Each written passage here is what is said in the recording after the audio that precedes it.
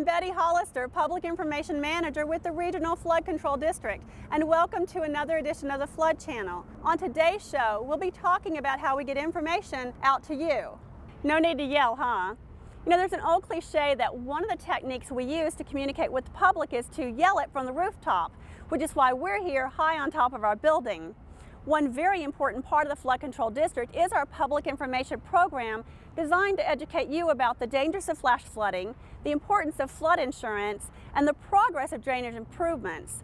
But yelling from the rooftop isn't very practical, so we're going to show you how we effectively communicate our messages. First, we'll introduce Kip, our stormwater mascot, who reminds residents to keep storm drains clean and help protect Lake Mead. Then we'll take a behind-the-scenes look at the making of one of our public service commercials. We've created several that focus on flood safety, flood insurance, and environmental issues. And finally, we'll show you some other ways we keep you informed, like our billboard campaign, surveys, radio and print commercials, school and civic presentations, and of course, the television program you're watching right now, the Flood Channel. All that and our Flood 101 and Pollution Solution segments coming up on this How We Get the Word Out to You edition of the Flood Channel.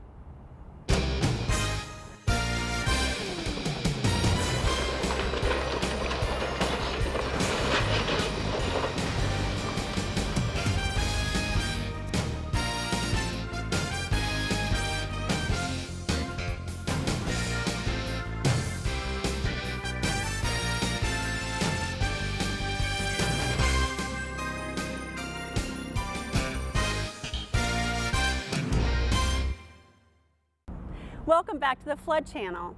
We know that effective communication requires more than just a news release or an ad in the paper.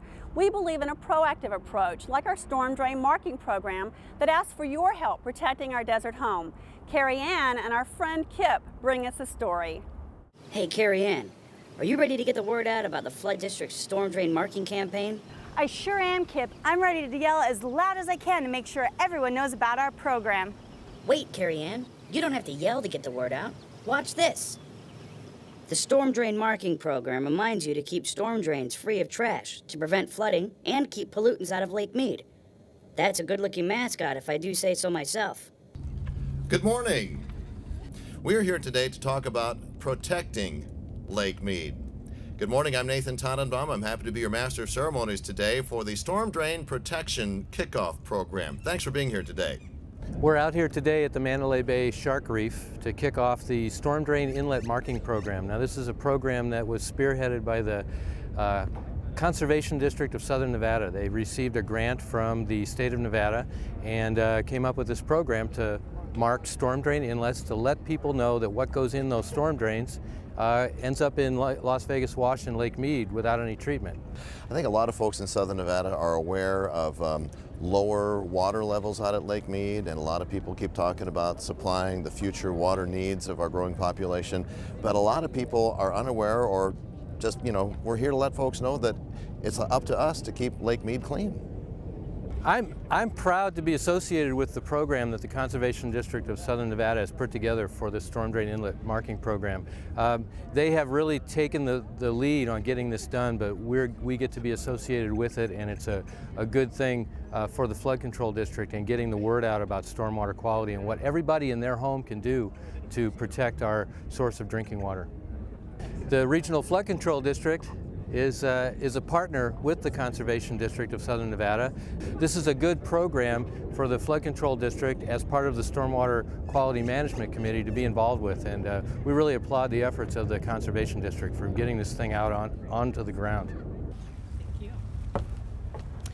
Good morning. As Nate said, I'm Adrienne Rowland, Director of the Shark Reef Aquarium, and I am very proud to be here today representing not only the aquarium, but Mandalay Bay and MGM Mirage. We were very excited to get involved in this program, and I want to thank Tricia Pettit and the education team for getting us involved in such a unique program. Water, of course, we've heard all the reasons that water is important to us here in Southern Nevada, but for the aquarium we actually have a special significance because it is the home to all of our animals, and our primary source for that is from Lake Mead, from the supply water. Not only does the program remind residents to keep storm drains clear, this year 4th and 5th grade students were asked to help spread the message. The Conservation District of Southern Nevada held a pollution poster contest to remind kids the importance of protecting the environment.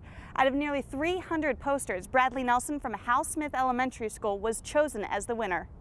Conservation District, part of their program here for the storm drain inlet was to get the information out to the kids at school. So they did a poster contest, and Bradley Nelson, a fourth grader, put together the winning poster, and it is a really neat thing, and it shows that he really understands what it means to protect our drinking water source and to keep things out of our storm drain inlets. Bradley is a fourth grader from Hal Smith Elementary School. Hi, Bradley. So I am pleased to announce Bradley is our first place winner. His poster selected, it's right here, selected out of over 300 submissions. And Bradley, I would like to present you with this trophy. Thank you. And for your wonderful poster and for helping us spread the message about stormwater pollution. Has two drains, one's clean, one's not. They both have a little water coming through. And the one on the right had lots of trash. I put dead fish in there. We used double stick tape. To stick everything on? You did? Except one thing fell off and I lost it for like a day. Oh no. But my sister found it. Seeing the poster that Bradley Nelson put together to win this contest really shows me that the kids understand and they can bring this message home. The kids are the future. We need to change our habits, and we're showing that they're going to bring this knowledge up and help protect our environment long into the future. I don't think people really understand just how fast a thunderstorm situation or rainfall in a very short period of time can impact people in such an adverse way, to the point where it happens so fast that they don't have time to react, and by the time they do react, it's too late. We've all seen the video of people sitting on the top of the cars with the helicopter rescues. Of course, the biggest event was back in August of 2003 when we had so many swiftwater rescues. And people just don't believe that you can have that type of weather phenomena here in the Las Vegas Valley. But the simple fact is based on where these thunderstorms happen, that water can collect and fill up in gutters and streets and cause flooding within a matter of minutes. The ability for us to get that information out to the public is critical. And to be honest with you, it's to the point now where we really don't spend that much time communicating the information so much to the parents as we do to the children in the schools. When we go to the schools and I talk weather, the two things I always talk about are turn around, don't drown, and when thunder roars, go indoors. I drill it into these kids' head, hoping that they will communicate it to their parents. If they're in the car and their parents are getting ready to cross a flooded road, Mom, John Frederick said, turn around, don't drown. The educational process is absolutely critical. Of course, we do it on television as well. The simple fact is a lot of people my age, that information is lost on. We never heard turn around, don't drown, when thunder roars, go indoors. It never even dawned on us that we could walk across a flooded street and actually get swept away, get knocked on the head, pass out, and drown. And it happens like that.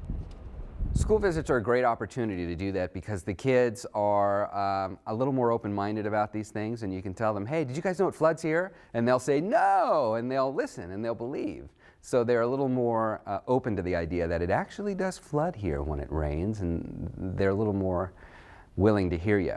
I think a good way to explain that to kids is to try and impress upon them how strong running water is, and maybe give them an example like the wave pool out at Mandalay Bay, or if they've ever been to the beach, and try and give them an idea that water's a lot heavier than they are when it starts moving fast, and that it can really do a lot of damage in a short amount of time if they're not aware of it. I think a good example of that is the detention basins which have been set up. And if there's ever a time when those things actually do flood, like a soccer field, that I think is going to drive the point home for people of how serious this problem is, because they only think of it as a soccer field until the day it fills up with water. And then they've got an idea of how serious the situation is here. Well, Kip, thanks for all that information about our storm drain marking program. Over the next year, 8,000 plaques communicating the message, don't pollute, drains to Lake Mead will be installed around the valley. That's just one more example of how the flood district is getting the word out. See you around, Kip. You bet, Carrie Ann. Don't forget to report clogged storm drains to the flood district at 685-0000. See you later, Carrie Ann, and back to you, Betty. Thanks, Carrie Ann and Kip. When we come back, we'll take a behind-the-scenes look at the making of one of our newest public service announcements. Stay right there. We have all seen the devastation that floods can cause to homes and lives in Clark County. Has your neighborhood or home ever been affected by major storms? Federal flood insurance is a smart and cost-effective investment if you think your home is vulnerable. Some easy-to-understand assessments can help determine if you need flood insurance. Call your insurance agent or call 1-888-CALL-FLOOD or visit the Regional Flood Control District's website for guidance. See if flood insurance makes sense for you. Hi, I'm Kip from the Storm Drain Marking Program. You're watching the Flood Channel.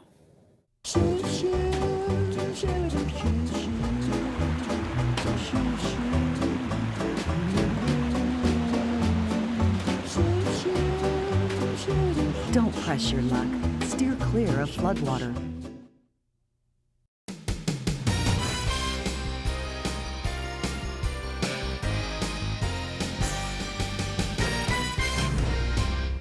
How do you teach kids about floods? The district's student outreach program works to teach kids about the dangers of flash flooding.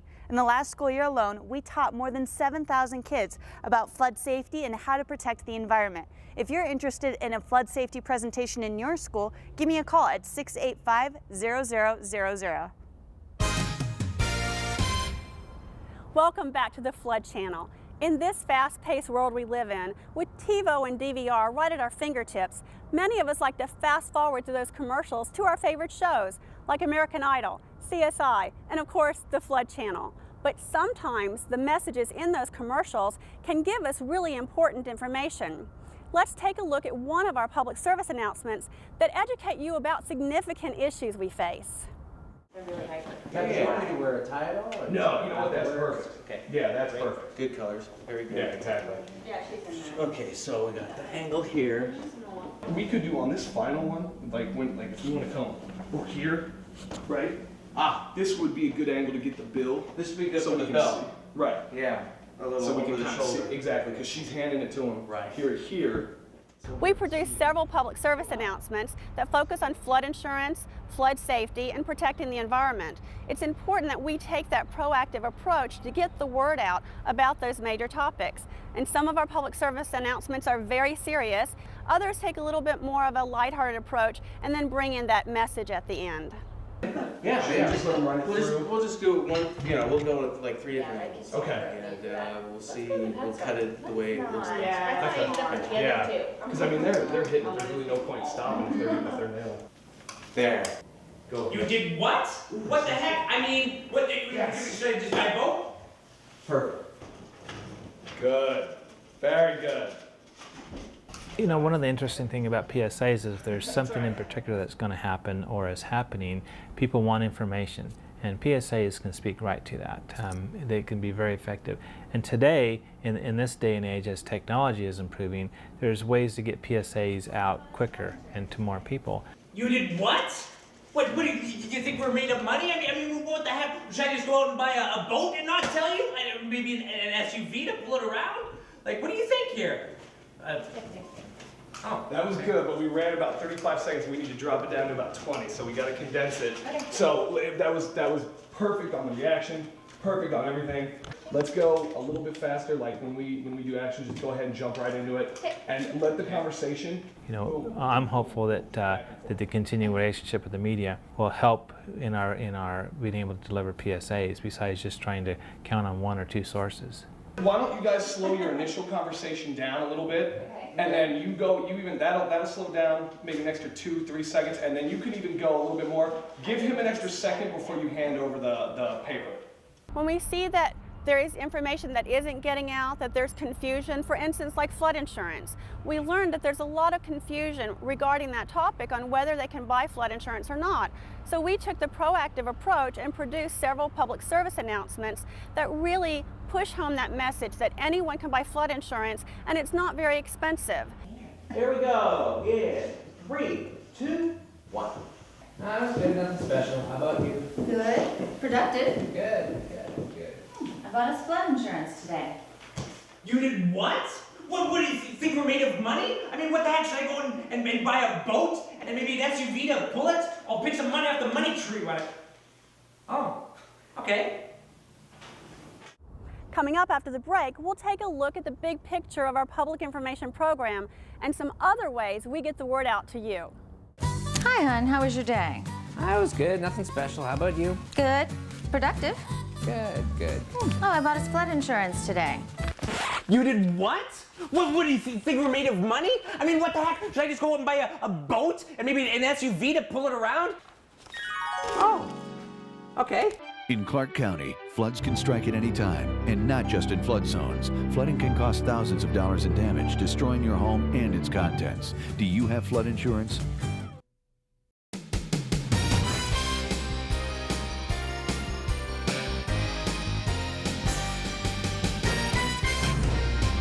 Is it okay to dump lawn trimmings in the desert? Besides being unsightly, dumping lawn trimmings in Clark County washes is illegal. Like our public service announcement says, don't trash Clark County. Clark County waterways are part of our backyard. You wouldn't be able to dump your lawn trimmings in your neighbor's backyard and expect to be his friend for long. Lawn trimmings dumped in Clark County washes can clog our waterways and cause flooding. Not only that, when they decay, they take dissolved oxygen out of the water, and that effectively suffocates our aquatic wildlife. So don't dump your lawn trimmings in Clark County waterways.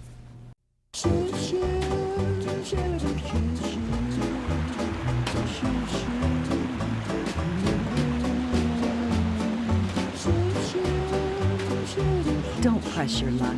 Steer clear of floodwater. Hi, I'm Nathan Tannenbaum, and you're watching the Flood Channel. Seriously, the ref botched that call. He ruined the game. I know, baby. Babe, it's my bonus check. You know what this means. I do know what this means. Oh my God, new wardrobe. Oh, come on, you know. We can buy flood insurance. Yes!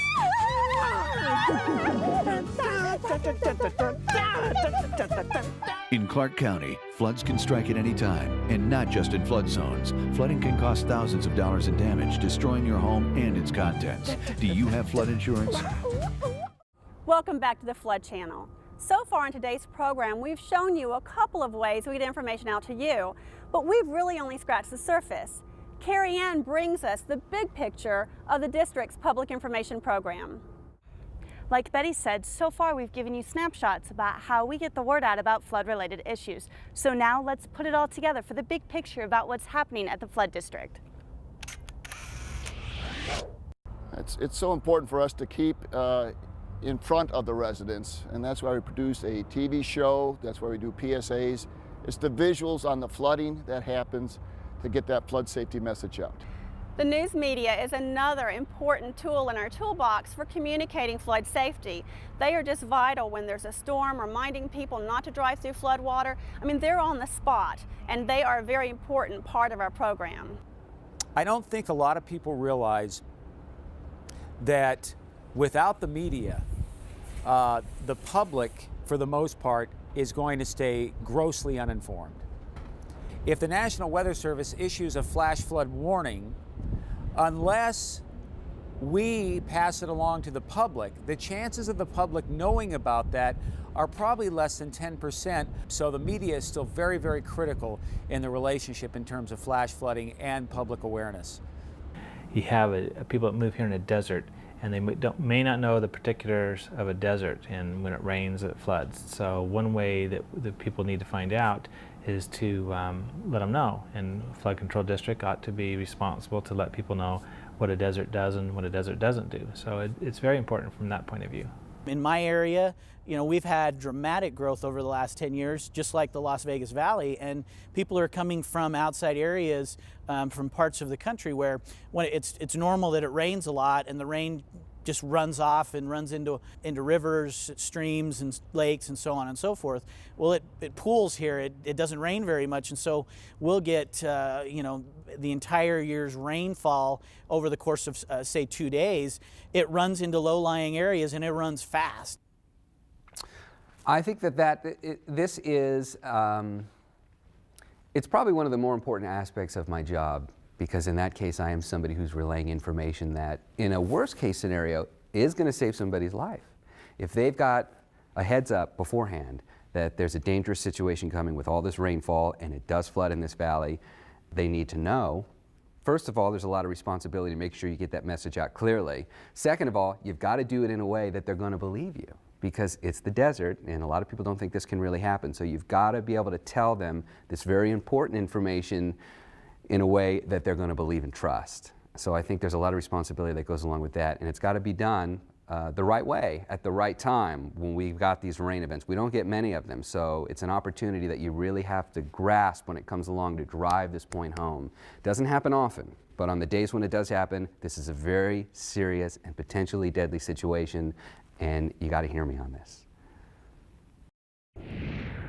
In addition to television, radio, and print, the district has several ongoing programs, like our license plate billboard contest, the student outreach program, and our annual flood safety news conference that help keep the community informed. Every year we do a media program, and we do flyers, and we do advertisements in the media, paper advertisements, and we do radio announcements, and we do television and billboards. We try to come up with every facet that people might find out about what the flood control is and importance of flash flooding and so on and so forth. And we found what has a good response and what doesn't. And so the course of the flood control district is to continue in that fashion and to use all those media outlets and then monitor to see which ones are the most effective. Well, I mean, obviously, you would hope that the effectiveness of previous campaigns, people see the message and understand it and comprehend it, and that they apply it in the right time when when it's time for them to make a decision. Over my years with the Flood Control District and through our public information program, talking to